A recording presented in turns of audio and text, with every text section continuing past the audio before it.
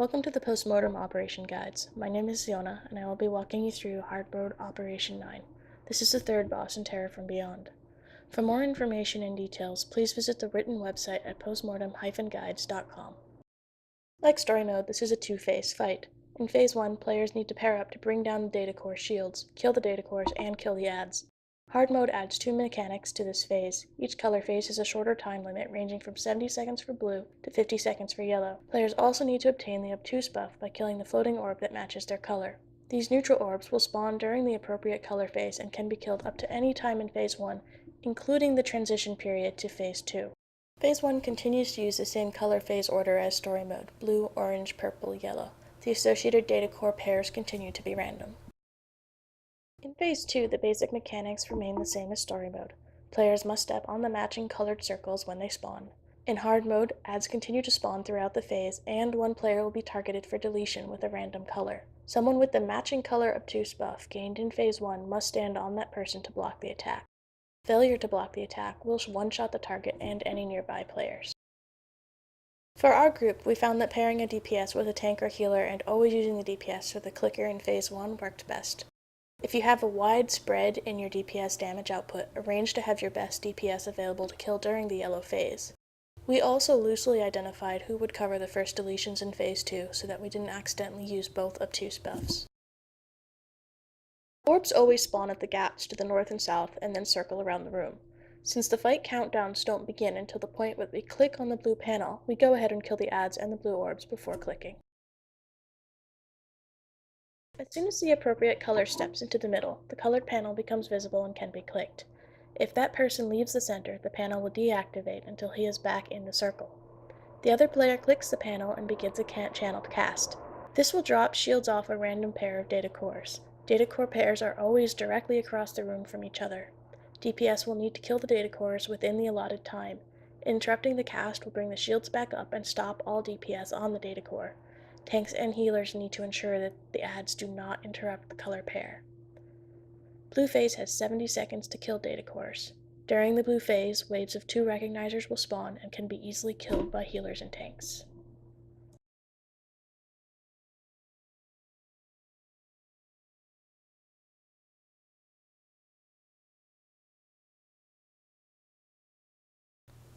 After the second data core is killed, the next phase will begin. Master Controller begins the countdown immediately, so the next color pair needs to be ready. Orange has 60 seconds to complete, and 2 champion regulators will spawn. Regulators have a frontal AE and a frontal knockback. Tanks should be careful to ensure that the knockback does not hit the channeling person or knock the other person out of the circle. During the orange phase, our DPS ignore the regulators and concentrate on killing the data cores within the allotted time limit. For all colors and all phases, ads will always spawn from the east door.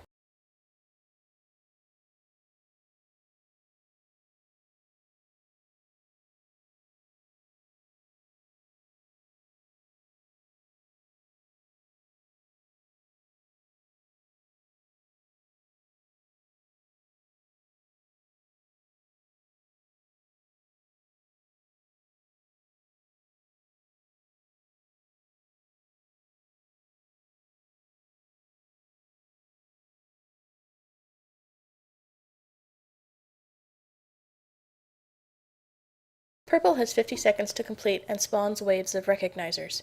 We purposely fail the purple phase to give the DPS time to kill off the regulators and get cooldowns back for the yellow phase. We kill 1 data core immediately, then kill the regulators from orange in the rest of the time allotted for purple.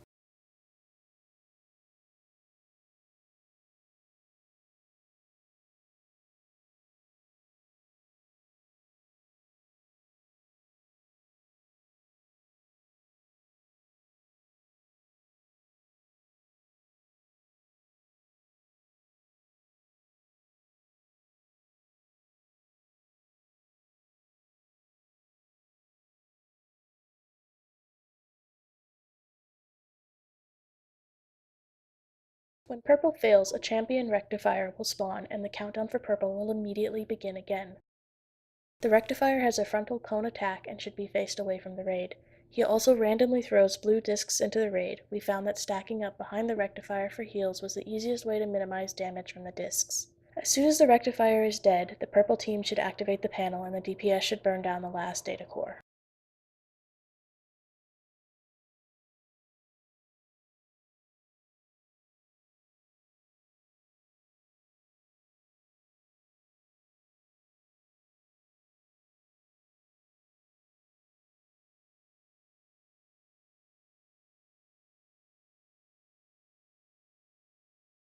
Yellow has 50 seconds to complete and will spawn 2 champion regulators. DPS should continue to focus on the data cores and kill the regulators only during the transition to Phase 2.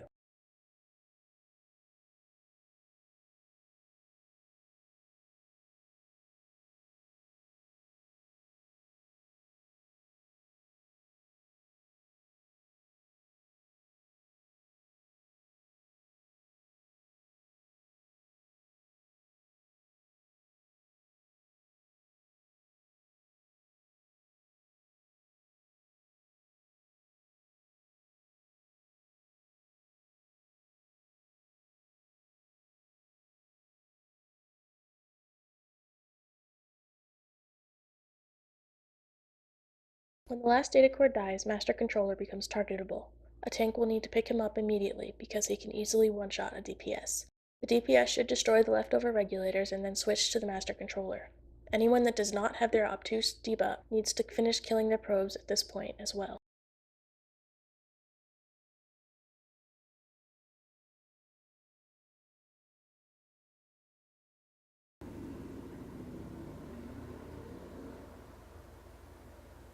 The raid should try and spread out in the inner circle while DPSing the boss to minimize the amount of movement required for this phase. When colored circles appear, stack in your color until it disappears. A single person can clear the entire pair if required. Standing in the wrong color will cause you to take damage, so try not to do it. Do not stand inside of Master Controller's shield during this part of the fight. After the colored circles are done, he will target a player with some color deletion protocol.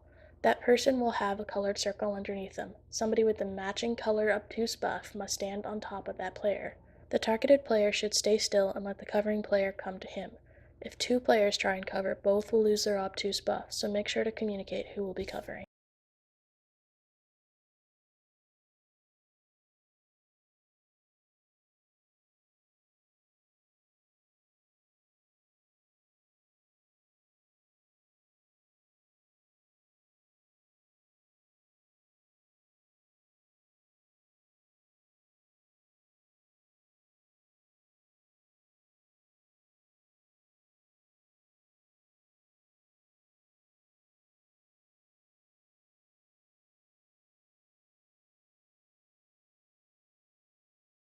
Baki will shortly be covering Suresh for a deletion protocol.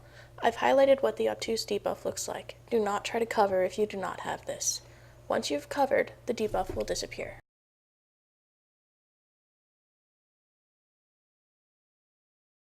The fight repeats these 2 mechanics until he dies. I've increased the speed for the rest of the video. This fight took us roughly 10 minutes to complete. For more information, please visit the written guide at postmortem-guides.com.